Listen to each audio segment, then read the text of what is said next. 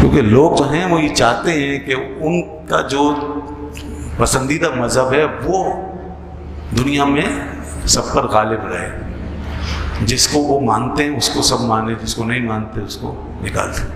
آپ نے دیکھا کچھ لوگوں نے اپنے مذہب کے مطابق پریس کانفرنس کی، اہل تشیع حضرات نے، ان کے کچھ لوگوں نے پریس کانفرنس کی کچھ عرصہ پہلے، اور اس میں انہوں نے صاف کہا ہم رسول اللہ کی 3 بیٹیوں کو نہیں مانتے ہیں۔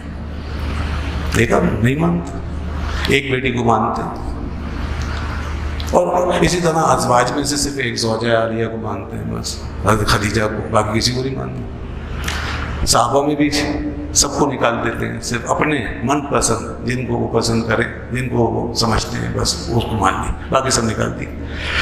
یہ سب کتابوں میں بھی لکھا ہو، کچھ پریس کانفرنس میں کچھ چیزیں آئیں بتا دیں، اور خلافت وغیرہ کے حوالے سے بھی کچھ انہوں نے اظہار خیال کیا۔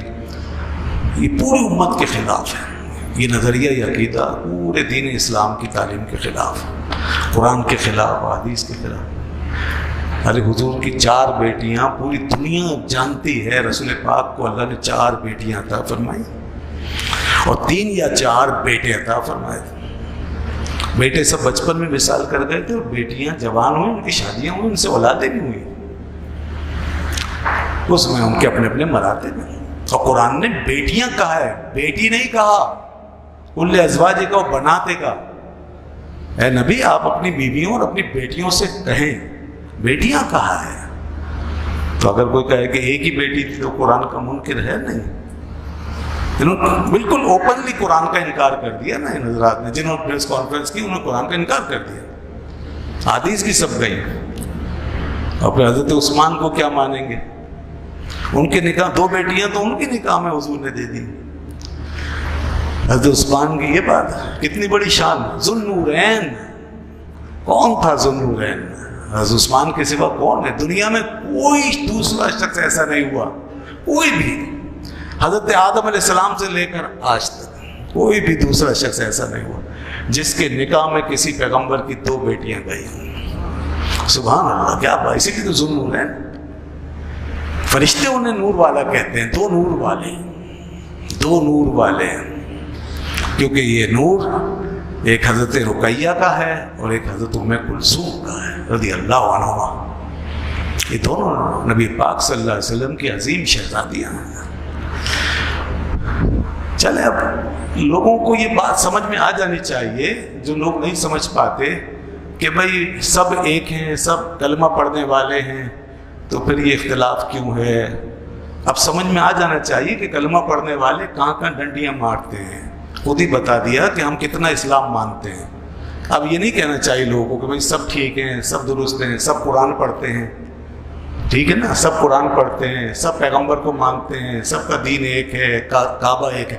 تو سمجھ گئے اب آپ کے یہ فرقے کیسے بنے، کس نے بنائے؟ یہ ہے، اوپر چھت ایک ہے، نیچے گھر الگ الگ بنا رکھے ہیں لوگوں نے، کسی کا قبلہ ادھر بنا ہوگا تو اوپر چھت ایک ہی ہے۔ آپ چھت دیکھ کر آ جاتے ہیں، اندر بھی جھانک کے دیکھیں، اور اب جھانکنے کی ضرورت نہیں ہے، خود ہی آ کے بتا رہے ہیں لوگ ہم یہ مانتے ہیں، یہ نہیں مانتے، ختم ہو گئی بات۔ معلوم ہو گیا دنیا کو کہ آپ کتنا اسلام مانتے ہیں اور رسول اللہ کی کیا چیز مانتے ہیں، کیا نہیں مانتے، معلوم ہو گیا دنیا کو۔ قرآن کی کون سی بات مانتے ہیں، کون سی نہیں مانتے، خود ڈکلیئر ہو گیا بالکل۔ اس پہ کسی نے کوئی الزام نہیں لگایا، کوئی حوالہ کتاب کا ہم نہیں دے رہے، وہ کتابوں میں تو بہت کچھ لکھا ہوا ہے، تو خود آ کے بتا دیا ہم یہ مانتے یہ نہیں مانتے، ختم ہو گئی بات۔ اللہ اکبر۔ اس طرح اسلام میں کٹ لگا کر جب مانو گے تو پھر کلمہ اور یہ سب چیزیں کیا فائدہ پہنچے گی؟ یا ایھا الذین آمنوا ادخلوا فی السلم کافہ، اللہ نے کیا فرمایا؟ اے ایمان والو اسلام میں پورے پورے داخل ہو جاؤ۔ اب پورے داخل ہونے کا یہ طریقہ ہے۔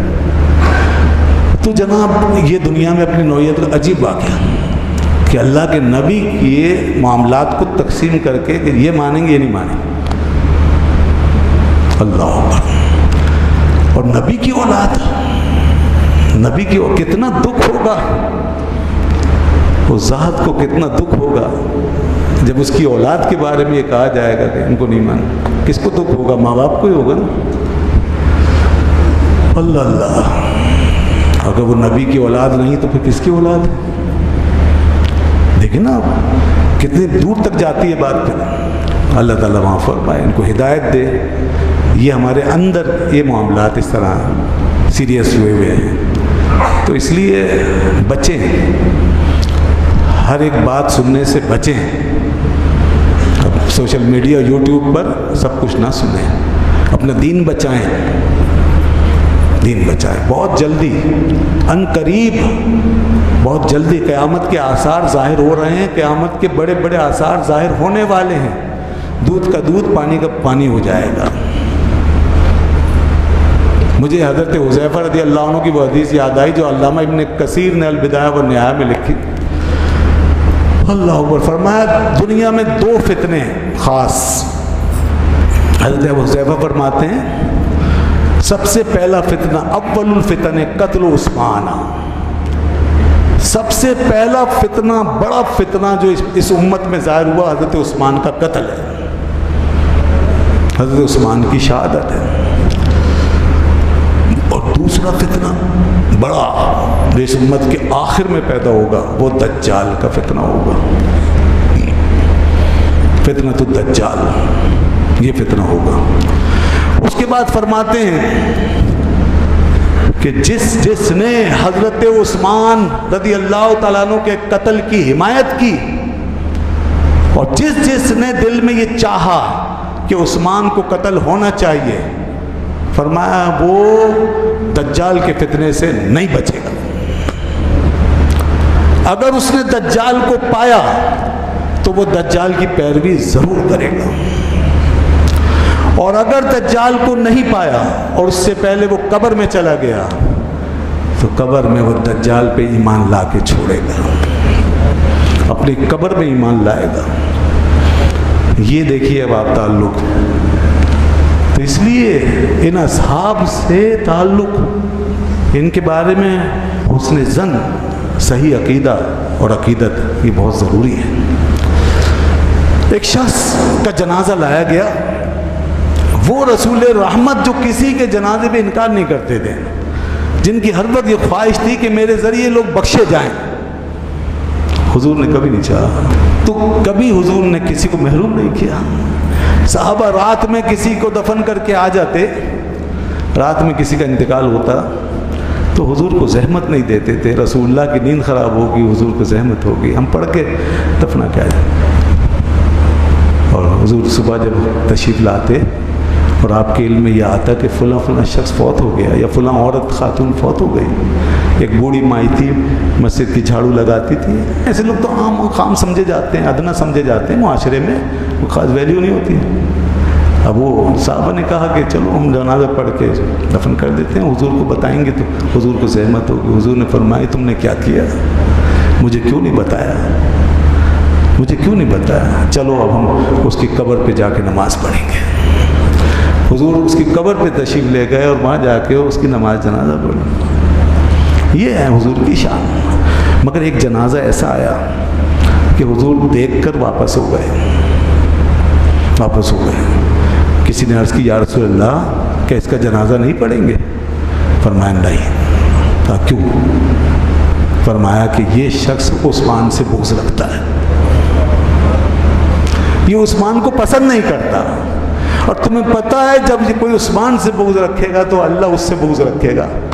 اللہ اس سے نفرت کرتا ہے، یہ عثمان سے نفرت کرتا ہے، اللہ اس سے نفرت کرتا ہے. اس کا جنازہ نہیں پڑھ سکتے، نہیں پڑھا. جنا بنے گی محبان 4 یار کی قبر. جنا مانے جنت. جنا بنے گی محبان 4 یار کی قبر، جو اپنے سینے میں یہ 4 باغ لے کے چلے. ابو بکر، عمر، عثمان و علی رضی اللہ عنہ.